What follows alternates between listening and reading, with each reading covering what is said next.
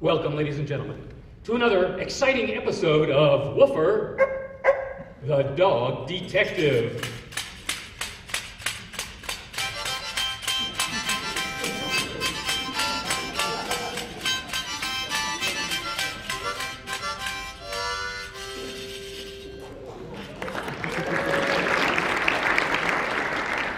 Today's episode, The Case of the Dancing Bear.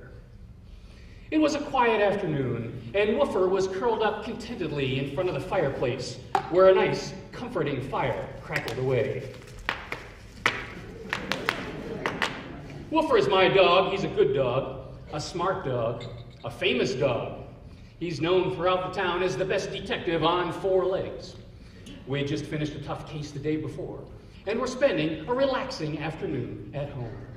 I had made pancakes for breakfast, and I was in the kitchen washing up the dishes, daydreaming about how good those pancakes had tasted. But my reveries were about to be interrupted by an important phone call. "I'll get it," I said as I dried off my hands and ran to the phone. "Hello?" "Yes?" "Oh, Mr. Mayor, what can we do for you, sir?" "Yes?" The circus, and the dancing bear." "Yes, oh, I can see how that would be a problem. All right, we'll get right on it, and we'll let you know when we have anything to report. Goodbye." That was the mayor. The circus was in town this week, and it seems that Bobo, the famous dancing bear, had escaped from his cage.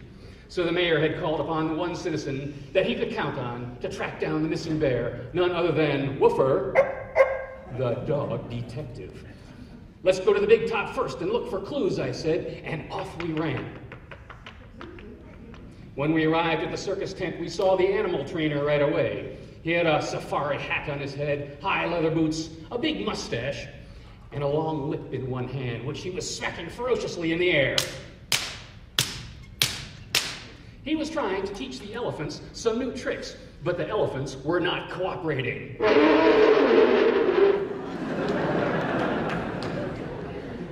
As soon as he saw us standing there, he came right over and shook my hand. And then he looked down at Woofer with a puzzled expression on his face. "Und this is the Wuffenpaten-Schniffer who's going to find my Bobo?" "Woof and sniff, he does," I said. "Sniffing is what he's best at. Just give Woofer a piece of Bobo's costume and he'll do the rest." So he took us to Bobo the bear's empty cage, where Woofer started sniffing for clues. The animal trainer handed me a tiny green hat with a little flower sticking up from the top of it. "This is Bobo's circus hat. Please find my Bobo." I held the hat down for Woofer to smell. "Do you think you can find the missing bear?" I asked him. With a bark, he ran off through the exit flap of the tent with me in hot pursuit. I followed him as Woofer dashed along with his nose to the ground. He was already on the trail of the escaped bear. We tracked him south for about a quarter of a mile until we came to the boat harbor. Next to the boats were some ducks swimming around, who became quite agitated when they saw Woofer.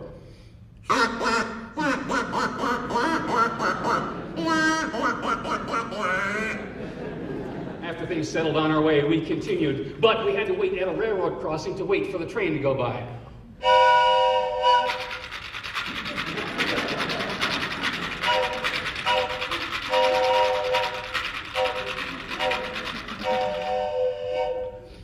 Soon we were heading out of the town into some farmland.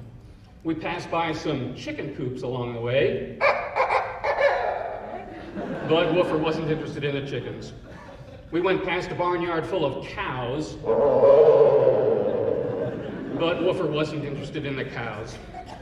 Even the horses galloping around the horse farm did not distract Woofer from his mission.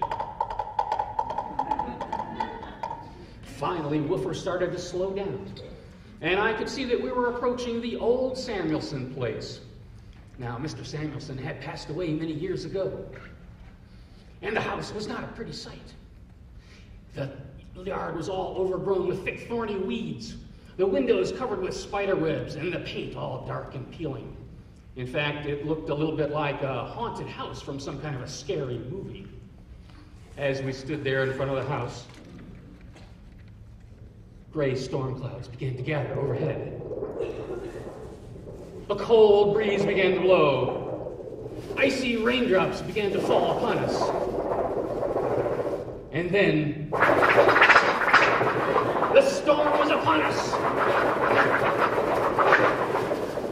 Well, Woofer, I said, are we going to stand out here in the rain, or should we go inside to investigate? With a bark, he led me up the steps to the front door.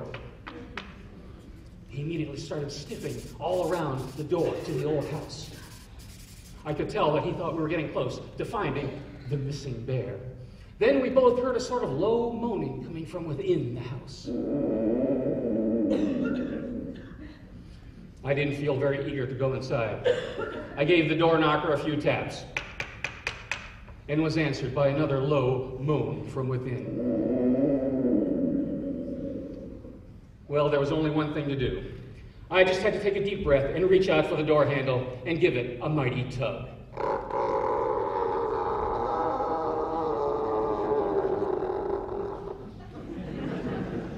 At first, I could not see a thing inside because it was so dark. Then, as my eyes grew accustomed to the dim light, I could make out another set of large eyes staring back at me. And then the light glinted off a set of huge, sharp teeth. My heart was pounding, my hands were shaking, and then it came for me. Well, I must have fainted, because the next thing that I could remember was that there was a helicopter landing in the front yard of the old house. And out of the helicopter came the mayor, who was all smiles. "Congratulations, you two," he said. "You've tracked down little baby Bobo." "Little," I said. "Baby? Well, that was a full-grown grizzly in there, and I'm lucky to have escaped with my life." But even as I said this, I could see that my imagination had gotten the better of me. With the lights on inside the house now, there was Woofer jumping and playing happily with a tiny black bear not much bigger than Woofer himself. In fact, as I listened to the bear's voice now, it didn't sound so scary at all. It almost sounded like he was calling out for his mama.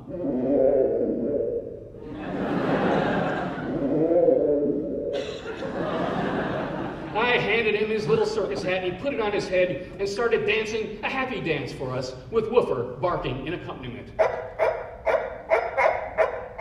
Well, the next day we were invited back to the circus for a special presentation in honor of Woofer. The ringmaster gave him a medal to wear, made him an honorary member of the circus.